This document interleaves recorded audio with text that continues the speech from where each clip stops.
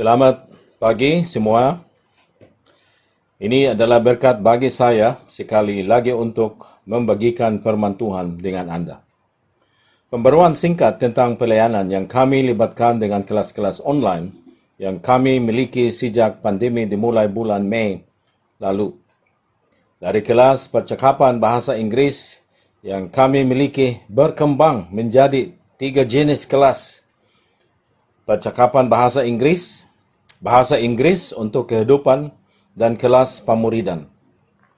Dalam semester ketiga ini, kami memiliki total 209 siswa yang menghadiri kelas yang berbeda ini.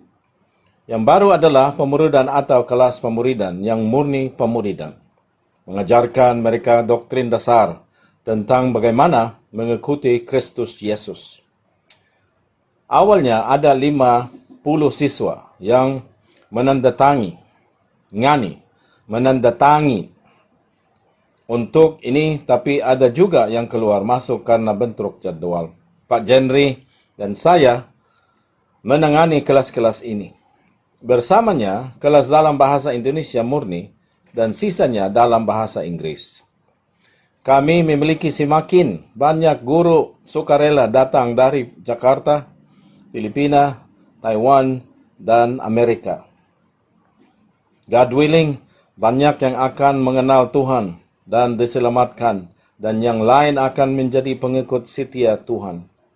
Sekali lagi kami bersyukur bahwa Anda bersama kami dalam pelayanan di dalam dan melalui doa.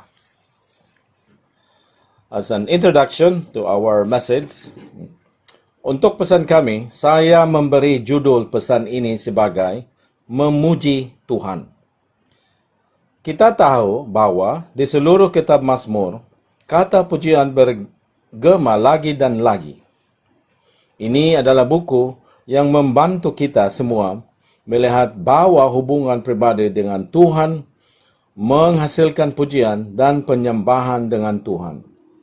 Jenis atau ibadah ini pada dasarnya berbeda dari jenis ibadah populer yang kita semua kenal di zaman kita.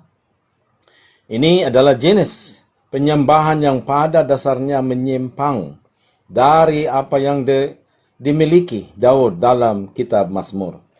Tapi banyak yang menerimanya karena sangat nyaman dengan mereka dan sangat menghibur mereka. Saya pernah menghadiri sebuah seminar 17 tahun yang lalu di Singapura, di mana kami bertemu dengan gereja-gereja evangelis yang berbeda dengan jenis kebaktian yang berbeda. Ini berkesar dari jenis pelayanan ultra konservatif sampai jenis pelayanan gereja ultra liberal. Memang banyak yang berubah dalam cara kami melakukan kebaktian gereja.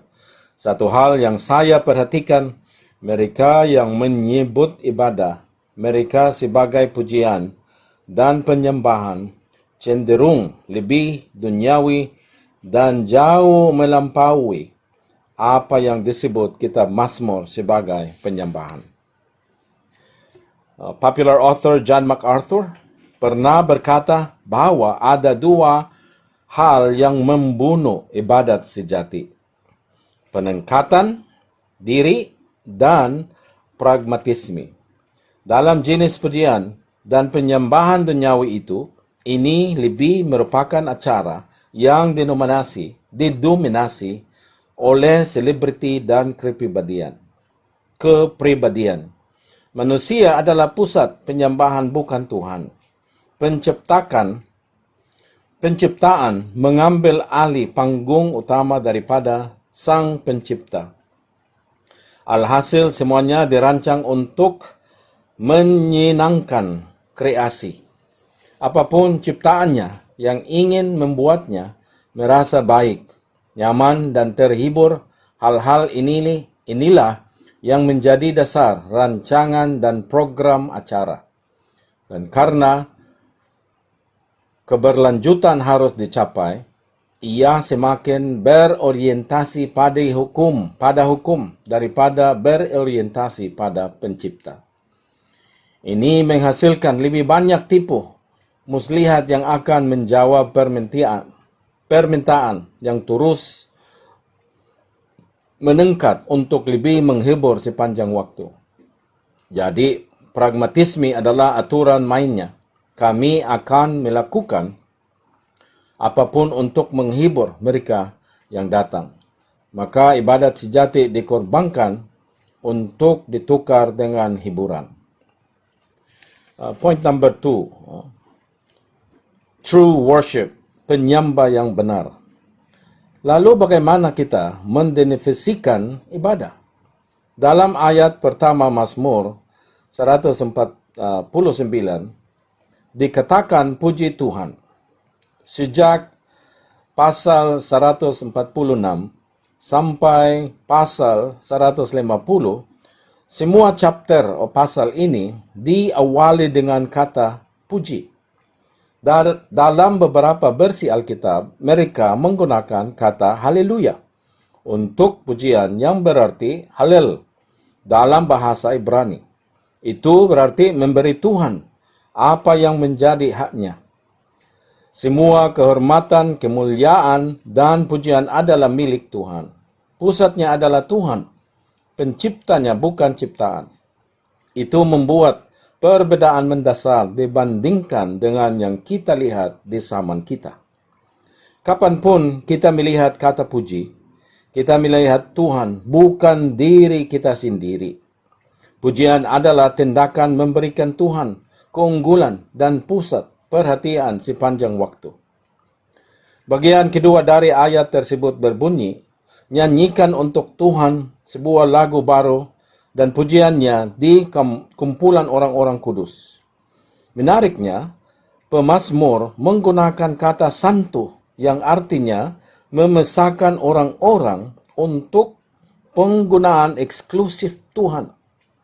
Mereka adalah orang-orang yang secara khusus dipesakan untuk penggunaan Tuhan. Mereka adalah penyembah Tuhan yang sejati. Maka ibadah sejati membutuhkan penyembahan sejati. Orang-orang yang dipesakan oleh Tuhan sendiri melalui keselamatan. Mereka adalah orang-orang yang diselamatkan, bertobat dari dosa-dosa mereka dan mempercayai Tuhan Yesus Kristus sebagai Tuhan dan Juru Selamat pribadi mereka. Bagaimana kita tahu ini selain Mazmur ini? Tuhan Yesus Kristus menjelaskan kepada kita dalam buku Yohanes 4, di mana dia melakukan percakapan dengan wanita Samaria di dalam sumur. Ayat 21 sampai 24 mengatakan, Yesus berkata kepadanya, percayalah wanita, bahwa akan tiba waktunya ketika kamu akan menyembah Bapa tidak di gunung ini maupun di Yerusalem. Kamu orang Samaria menyembah apa yang tidak kamu ketahui. Kita menyembah apa yang kita tahu, karena keselamatan berasal dari orang Yahudi. Tetapi waktunya akan datang, dan bahkan sekarang telah tiba, ketika para menyembah sejati akan menyembah Bapa dalam roh dan kebenaran. Untuk orang-orang seperti itu yang dicari Bapa, berusaha menjadi penyembahnya. Tuhan adalah roh, dan mereka yang menyembah dia harus menyembah dalam roh dan kebenaran. Jadi menurut definisi Tuhan, penyembah sejati adalah orang-orang yang Tuhan upayakan untuk menyembah kita. Mereka adalah orang-orang yang sungguh-sungguh mencari dia dalam roh. Penyembahan mereka didasarkan pada kebenaran yang Tuhan taruh di dalam firman-Nya. Para penyembah sejati tidak memiliki kebebasan untuk mengubah aturan. Semua jenis ibadah yang tidak sesuai dengan apa yang Tuhan katakan sama sekali tidak menyembah. Itu adalah penyembahan iblis dan iblisnya. Ibadah yang benar didasarkan pada doktrin atau ajaran yang benar. Dasar dari ibadat sejati adalah teologi. atau Tuhan itu sendiri. Karena pujian adalah tindakan memberikan kepada Tuhan segala sesuatu yang telah Dia berikan kepada kita di sana. Itu tentu saja didasarkan pada desain dan kehendak Tuhan. Sangatlah keliru untuk mengatakan bahwa kita tidak dapat beribadah tanpa musik, karena musik dan penyembahan adalah satu. Ini adalah doktrin yang dianut sebagian besar gereja sebagai kebenaran hanya atas dasar popularitas dan tren. Ini sama sekali bukan ibadah seperti yang kita lihat dalam kata-kata Yesus dengan wanita Samaria. Walaupun musik adalah bagian dari ibadah kita, tapi bukan berarti kita tidak bisa beribadah tanpa musik. Kasus Raja Daud jauh berbeda dari apa yang kita saksikan hari ini. Mazmur Daud syarat dengan kesaksiannya tentang anugerah dan belas kasihan dan kesetiaan Tuhan dalam hidupnya. Hal ini mengalir dengan teologi daripada emosi dan perasaan tanpa pikiran tentang diri sendiri dan bukan tentang Tuhan untuk siapa Dia sebenarnya. Belum lagi Daud dalam mazmurnya menyingkapkan dirinya dan dosa-dosanya di hadapan Tuhan dibandingkan dengan apa yang disebut musik pujian dan penyembahan di zaman kita ini. Part number 2. Alasan penyembahan, the reason of worship. Dari Mazmur, sama pasal 149, ayat 2, 3, dan 4. Baca ayat 2. Israel akan bersukacita karena penciptanya. Para putra Sion akan bersukacita karena raja mereka. Mereka akan memuji namanya dengan menari. Mereka akan menyanyikan pujian untuk Dia dengan rebana dan kecapi. Karena Tuhan menyukai umatnya, Dia akan memuliakan yang rendah dengan keselamatan. Mereka menyembah Tuhan untuk siapa Dia, menurut kebenaran. Dalam ayat 2, Israel akan bersukacita di dalam penciptanya. Mereka mengakui bahwa Tuhan adalah yang membuat atau menciptakan mereka. Ini adalah pernyataan bahwa mereka mengakui Tuhan adalah satu-satunya Tuhan yang ada dan hanya Dia yang pencipta alam semesta. Jadi itu memberi mereka tujuan dan nilai dalam hidup mereka. Hidup memiliki makna karena ada Tuhan yang menciptakan mereka dengan suatu tujuan. Untuk memuliakan Dia dalam hidup mereka, mereka berhutang keberadaan dan hidup mereka kepada-Nya. Bagian kedua dari ayat 2 mengatakan bahwa anak-anak Sion akan bersukacita di dalam raja mereka. Mereka mengakui Dia sebagai raja mereka yang sah. Meskipun mereka memiliki raja duniawi, Tuhan adalah raja terakhir. Mereka yang jauh melebihi semua yang bisa diberikan raja duniawi kepada mereka. Mereka bersedia berada di bawah pemerintahannya. Mereka rela menyerahkan diri dalam keatatan karena dialah raja mereka. Mereka yang bersama Dia sebagai raja, mereka akan dilindungi dan mereka akan disediakan sesuai dengan kebutuhan mereka. Itulah mengapa adalah hal yang benar bagi mereka untuk menyerahkan diri kepadanya tanpa syarat apapun. Dalam kitab Keluaran, Exodus, pasal 20, ayat 1 sampai 11. Dengan jelas disebutkan bahwa perintah pertama yang diberikan kepada bangsa Israel adalah menyembah Dia. Ayat 2. Akulah Tuhan, Allahmu yang membawa kamu keluar dari tanah Mesir, keluar dari rumah perbudakan. Tidak akan ada Allah lain di hadapanku. Jangan menjadikan dirimu berhala atau yang serupa dengan apa yang ada di surga di atas, atau di bumi di bawah, atau di air di bawah bumi. Jangan menyembah mereka atau melayani mereka, karena aku, Tuhan Tuhanmu, adalah Tuhan yang cemburu, menembulkan hukuman ayah pada anak-anak, pada generasi ketiga dan keempat dari mereka yang membenci aku. Jelaskan, penyembahan bukanlah masalah musik atau pujian atau penyembahan yang kita miliki di zaman kita. Ibadah adalah prioritas di mata Tuhan bagi umatnya. Itu mendahului keluarga, mendahului mencintai sesama kita. Itu hanya berarti satu hal. Tuhan memanggil kita ke dalam hubungan ibadah. Ini adalah panggilan utama kita dalam hidup. Ini mendahului segalanya. Inilah yang Tuhan ingin kita utamakan dalam hidup. Inilah hidup kita sendiri.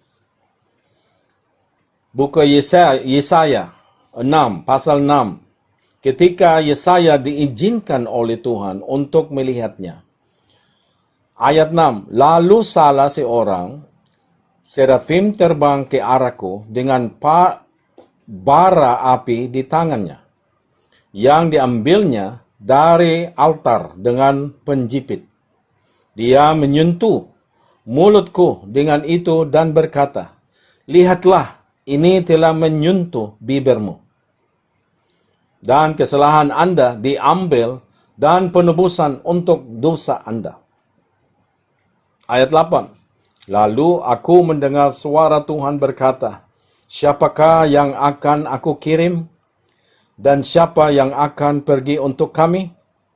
Lalu saya berkata, ini saya, kirimkan saya. Ayat 9. Dan dia berkata, pergi dan beritahu orang-orang ini. Ia disucikan terlebih dahulu sebelum diutus oleh Tuhan untuk melayani umatnya. Tuhan pasti akan menerima penyembahan kita pada saat dosa-dosa kita dihapuskan dari kita.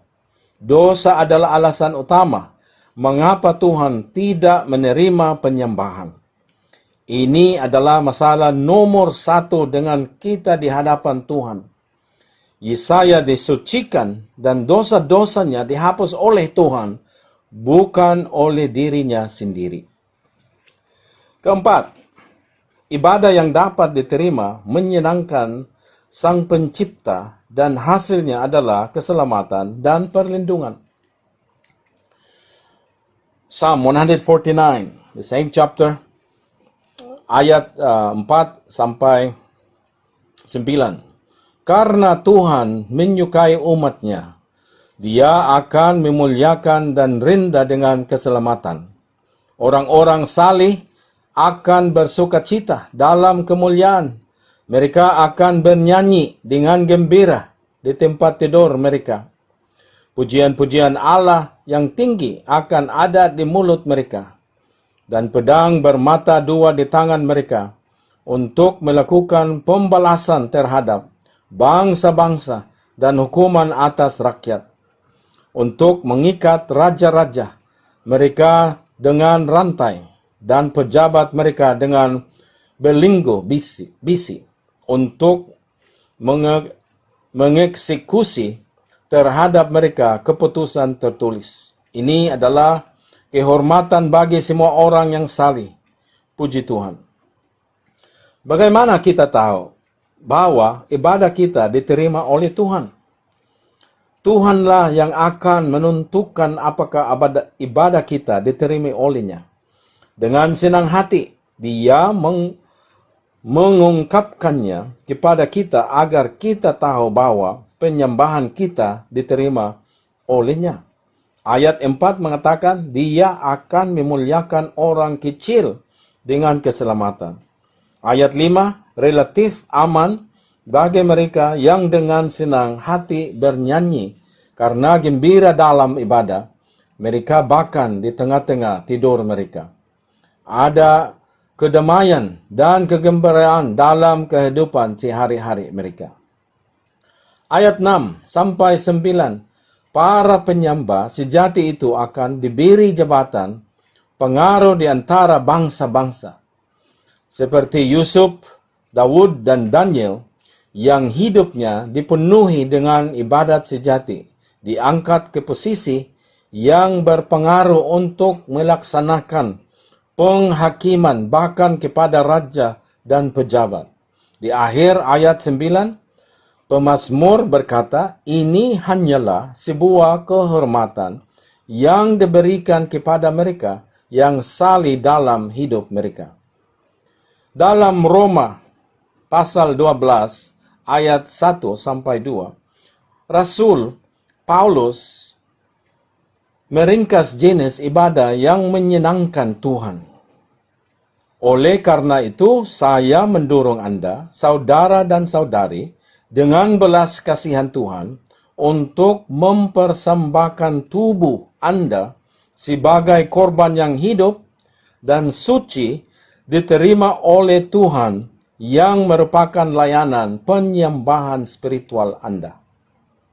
Dan jangan menjadi serupa dengan dunia ini, tetapi diubah dengan pembaharuan pikiran Anda, sehingga Anda dapat membuktikan apa kehendak Tuhan, yang baik dan dapat diterima dan sempurna. Penyembahan di sini mencakup komponen pemberian diri kita kepada Tuhan sebagai pengorbanan yang hidup, suci, dan dapat diterima oleh Tuhan, olehnya. Tuhan tidak menginginkan hal-hal eksternal lain yang kita berikan kepadanya dalam ibadah kita selain diri kita sendiri. Itu selalu menyenangkan Tuhan karena kita memberikan yang terbaik kepadanya, diri kita sendiri. Ini adalah konsekrasi lengkap diri kita sendiri dengan tujuan semata-mata untuk memuliakan Tuhan dan bukan diri kita sendiri. Dialah yang mengatur parameter untuk ibadah ini. Tubuh kita harus hidup, suci, dan harus dapat diterima sesuai dengan standar yang telah Tuhan tetapkan di hadapan kita dalam firman-Nya. Ketika Dia memerintahkan Musa untuk membangun kemah di padang gurun, Dia memberi Musa rincian strukturnya. Musa tidak bebas untuk membuat sendiri sesuai dengan keinginan dan perasaannya. Semuanya sepenuhnya didasarkan pada keinginan Tuhan. Sebagai tanggapan, Musa taat kepada Tuhan dalam semua detail. Dengan cara yang sama, dalam ibadah kita saat ini, tidak ada yang harus berubah. Komponen kedua yang diberikan Paulus kepada kita, ibadat sejati merasap dalam kehidupan sehari-hari kita sehubungan dengan hubungan kita dengan dunia. Ibadah yang benar akan terlihat dalam kehidupan yang kita jalani setiap hari. Ada tekad yang kuat dan disengaja untuk tidak menyesuaikan diri dengan apa yang diinginkan dunia. Kita harus dipisahkan dari dunia dalam cara kita berpikir dan bertindak. Meskipun dunia menekan kita ke dalam citanya, kita harus melawannya tanpa kompromi. Ini adalah jenis ibadah yang Tuhan berkenan, yang berpola menurut Dia, dan yang terwujud dalam kehidupan suci. Let's go to our conclusion. Mazmur pasal 24 ayat 3 sampai 4. Siapakah yang dapat naik ke atas bukit Tuhan? Dan siapakah yang dapat berdiri di tempat kudusnya? Orang yang memiliki tangan yang bersih dan hati yang murni. Siapa yang tidak mengangkat jiwanya untuk menipu dan tidak bersumpah dengan curang. Pertanyaan Raja Daud dalam ayat ini sangat mencerahkan untuk dibaca. Ibadah yang benar ada saat seseorang memiliki tangan yang bersih dan hati yang murni di hadapan Tuhan. Aturan tidak berubah dalam ibadah. Kamu tidak akan memiliki Allah lain di hadapanku. Penyembahan yang tidak bisa diterima oleh Tuhan adalah penyembahan terhadap dewa-dewa lain dalam hidup kita. Di mata Tuhan, tidak ada Tuhan yang lain, ada selain Dia. Dia tidak akan pernah membagikan kemuliaannya kepada siapapun, dimanapun, kapanpun. In closing, Malachi chapter 1, ayat 6. Si orang anak menghormati ayahnya, dan si orang hamba menghormati tuannya. Lalu jika saya si orang ayah, di mana kehormatan saya? Dan jika aku adalah seorang master, tuannya, di mana rasa hormatku? Kata Tuhan bala tentara kepadamu, para imam yang meremehkan namaku. Tetapi Anda berkata, bagaimana kami telah membenci namamu? Penyembahan seperti ini juga tidak dapat diterima oleh Tuhan, menyembah Tuhan dengan motif yang salah. Amin. Let's pray. Father God, we are grateful for your word, that you have given us a guide in how to worship you. Father, forgive us for not worshiping you the proper way. It's a sin for us, Lord, not to worship you, because you commanded us to worship you, because we are your children. We have been forgiven of our sins. Thank you, Lord, for the Lord Jesus Christ to enable us to worship you in spirit and in truth. Di dalam nama Yesus kami berdoa. Amin.